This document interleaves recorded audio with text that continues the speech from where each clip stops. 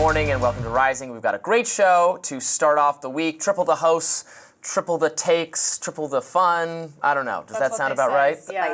That's what they say. Okay, let's get to our first story. Donald Trump returning to the site of the first attempt on his life in Butler, Pennsylvania. He was joined by thousands of his supporters. This was 3 months after the shooting, which wounded Trump and killed another person and injured others. Trump's running mate, J.D. Vance, was also at his side, as was a prominent endorser of the president, billionaire Elon Musk. Now, in his first appearance on the campaign trail, Musk jumped up and down with excitement and fervor before praising Trump's resolve after being shot at. Let's watch that. The true test of someone's character is how they behave under fire.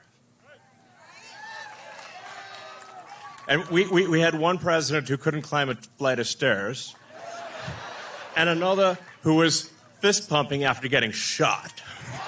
America is the home of the brave. And there's no truer test than courage under fire. So who do you want representing America?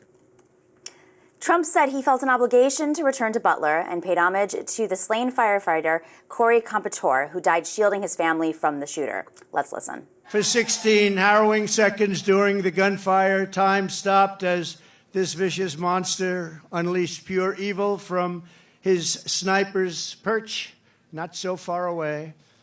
But by the hand of Providence and the grace of God, that villain did not succeed in his goal. Did not come close. We have fought together. We have endured together. We have pushed onward together. And of course, there's one more hero who could not make it back here tonight because he is no longer with us. Right? You know who that is, right? Corey, our beautiful Corey. Corey is not with us tonight, and he should be. Meanwhile, President Joe Biden expressed concern Friday about a Trump loss to Kamala Harris next month. In a rare appearance, here he is speaking from the podium in the White House briefing room. Two separate questions. I'm confident it'll be free and fair. I don't know whether it'll be peaceful. The things that Trump has said and the things that he said last time out when he didn't like the outcome of the election were very dangerous. If you notice, I noticed that the vice presidential Republican candidate did not say he'd accept the outcome of the election. They haven't even accepted the outcome of the last election. So I'm concerned about what they're going to do. There's been no shortage of mudslinging this election cycle. Speaker of the House Mike Johnson, the GOP leader, called for tamping down the rhetoric, singling out Democrats. Here he is on ABC this week. Let's watch. What they're referring to, though, is the absolute open attacks that have been engaged by Democrats against President Trump since the day he came down that golden escalator in 2016, okay? The lawfare is unprecedented. They have attacked him in every single way. They try to malign his character every single day.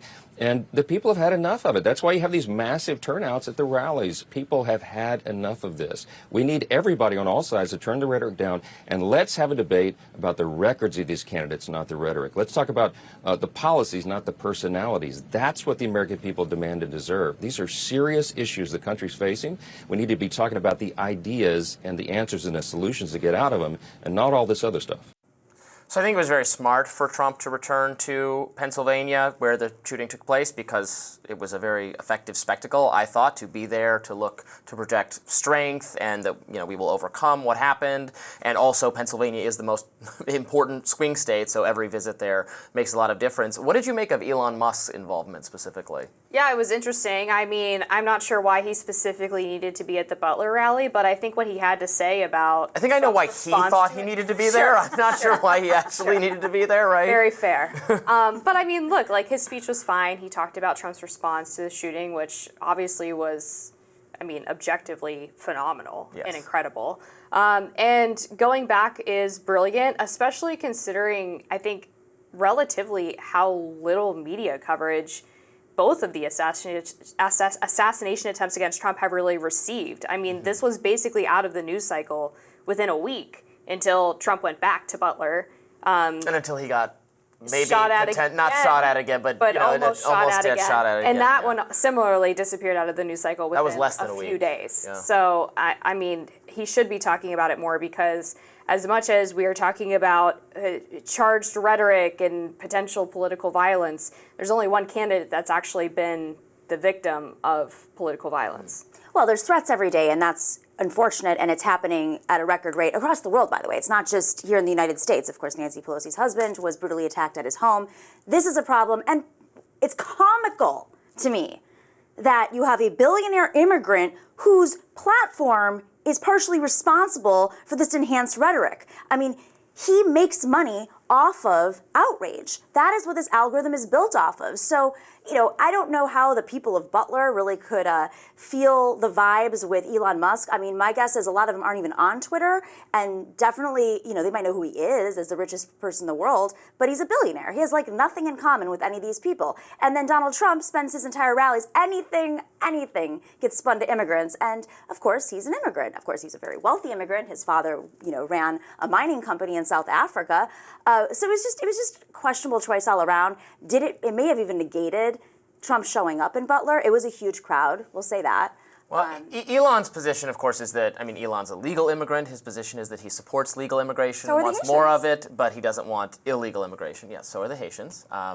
That is his position. And he also, now, I guess I agree with you that, you know, I don't know, the people of Butler, Pennsylvania are probably not the most online, Twitter-focused crowd in the world. And, you know, it's one thing to have this level of enthusiasm on Trump's behalf online. It's quite another to actually go campaign in the swing states, talk to people about the issues that matter to them, the economic issues. I don't know that I would accuse Elon of like weaponizing. I mean, that's what everyone in the media is doing. That's the purpose of the media. fair, He's no made one's the on platform. Twitter Well, if no people. He's losing. I mean, the value went down 80%. That's you know, Yeah, Goldman he Sachs chased off put out a lot this- of the people who wanted to have censorship on the site. Well, So now he's that's a good censoring thing. everybody else. But I mean, this is supposed to be the successful billionaire, and he's run Twitter to the ground. Goldman Well, he is Sachs a expected successful him to have. Successful billionaire. He's not. I mean, this Twitter's is not his only company that he owns. He's he literally had problems with Tesla also. He literally, his company just saved the astronauts who were stranded in space. But I also don't know if I buy the fact that none of these people at this rally, or not many, are on X or Twitter and don't know who Elon Musk is. I think you would be surprised. And in fact, if we go back to the first assassination attempt against Trump, you might recall that some people on the left found Cory Comparator's X account and decided to attack him for his tweets that he sent out about Donald Trump after he was killed shielding his family. So, I mean, is that weaponization of hate speech or misinformation or whatever? Those are anecdotes. I have no, there's no information on that. So are yours. But there's nothing of an anecdote. I mean, he lost the valuation of X went down by 80%. But you say that he's weaponizing hate speech and political violence because he wants a platform for free speech, which It's not a platform for free speech. The algorithm is not transparent. It's not equal. Before or after Elon Musk took hold of it, there's disinformation spreading like crazy. He still has bots, even though he claimed that he no longer wanted bots. But he wants bots because he wants to inflate his numbers, because he's trying to basically keep it alive. And if there are people at that rally on social media, they're probably on True Social, let's be real.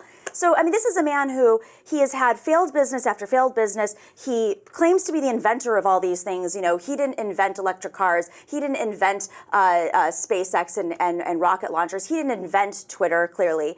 X is in crisis. I mean, Goldman Sachs had done a deck when he decided to purchase it, showing the investors this is how much is going to grow in the next 2 years, and he's already down 80%. Well, it's a mess. Right. He said he's willing to do that because he cares on the principle of free speech. That acquiring the platform, well, he did transparency with respect to how all of those moderation decisions were made during the pandemic and relating to the Hunter Biden laptop and all of that. But that was he had before. tremendous Now, transparency, which is beneficial. I don't agree with every single one of the policies made, but he has a more He's a free speech policy. There's less banning of people for mysterious or unexplained reasons, and that's a good was thing. banned? Well, he explained. He explained why.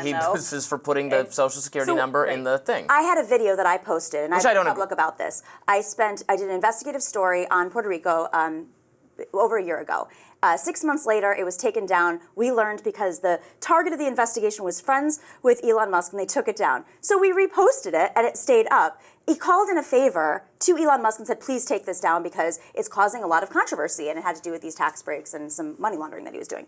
It's not democratic. And when we went to Twitter to try to ask what happened, not only could we not reach anybody, the pages are not valid. They go, to challenge your, whatever decision is made. But that happened you click on a button and then hundreds of conservatives for years. And that was the reality. I mean, shadow banning is real, but it's not one-sided. I just find it ironic that you're saying, like, my anecdotal evidence about multiple people on the left attacking Cory Comparator for pro-Trump tweets after literally sacrificing his life for his family is not valid, but your anecdote about you getting a video taken down off of X is? Well, so anybody can respond. It could be bots. I have no idea who attacked him. You're assuming they're on the left. But my anecdote is actually coming from the company. The company did not have a response. The company did not have a valid page to challenge. I was a journalist. I was verified at the time. We had spent money producing this. I mean, this is supposed to be a free speech platform, but he does not have the same rules for everybody. And he continuously, and he's profiting off of it. Right now, he's pushing a scheme where he's trying to get people to invest in betting on Trump, and said today that Trump is leading Kamala by 3% in betting. I mean, this is wild. This isn't free speech. This isn't journalism. This isn't equal opportunity. This is him wanting to take advantage of a situation, and he's also killing the app on top of it. I mean, it's his company. He can set whatever policies he wants. He has changed the policies, I would argue, to be somewhat, not perfectly transparent or perfectly in favor of free speech. You bring up, the algorithm is just going, like, it's a business, and to succeed, it sells ads and subscriptions, so it wants to serve you more of the kind of content you want to engage with. In that way, it is like every other social media platform, in that Facebook is the same way, YouTube is the same way, right? That's their business model. It's not.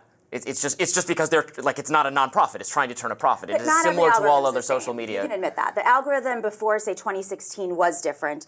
And this has been reported on endlessly, that the algorithms have shifted on a lot of these platforms, not just for profit, but also they're profiting off of outrage. So the more people get in a fight, the more, we know this. I mean, I used to be a little skeptical when people on the right would complain about the algorithm, like deprioritize. I'm like, well, it's creating a business. So I'm now similarly skeptical of people on the left saying, like, oh, it's not rewarding my content. Like, it's trying to make money it's trying to make the website profitable, as you said, based on a feedback loop of the kind of content you want to engage with. So if it's become a more conservative place, it's going to give you more conservative content because that's what the users want. Yeah, I mean, I would say that the framing is that you're putting on it is that the algorithm is incentivizing outrage, but really what it's doing is incentivizing engagement, which is one of the most basic ways that you make sure people are seeing content that they want to see, which is that when you see it, you're liking it, or you're retweeting it, or you're responding to it. And of course, sometimes that's going to prioritize posts that make people angry, but that doesn't mean that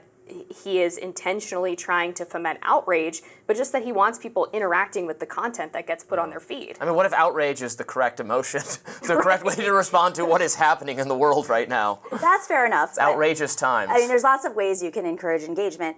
I'll leave it with this. The disinformation is another thing. I know that the community can fact check, but he himself, Elon Musk, pushes disinformation all the time, and I find that really concerning given his power in this world, the amount of money he has, and really muddying the waters between he's giving money to independent expenditures. We have very strong campaign finance laws in this country when it comes to IEs, independent expenditures, needing to be separate from the campaign. Then he appears on the campaign stage. Then he's raising money for betting for Donald Trump on his platform. He's using he's promoting people and pro-Trump messages on his platform. Yes, companies do have the ability to have a political stance, but they cannot be directly related to the campaign. That is where there's a firewall, and he does not seem to understand campaign finance laws. Look, he is going to catch up with him. I mean, he is very pro-Trump, and he's geared Twitter to be that way. This just was never a problem for any other social media company. Facebook has been accused of being like very, very pro Hillary Clinton, going back Cambridge to there, Analytica all was that very stuff. pro-Trump. What are you talking about? They had an exclusive deal with Facebook. Mark Zuckerberg endorsed, obviously, Hillary Clinton. Actually, even going back even further, the campaign, the Obama campaign bragged about how important Facebook was to their success. They had one of the co-founders co-founders working for the campaign at the time, right? So it was just celebrated, like how social media was beneficial for Democrats. Then when it started being beneficial to Republicans in some cases, then we had the panic about misinformation and hate speech and outrage and all that. So I think it's been a little selective. But we have to move on today. We've got a lot more to get to on the show. Stay tuned. More Rising in just a minute.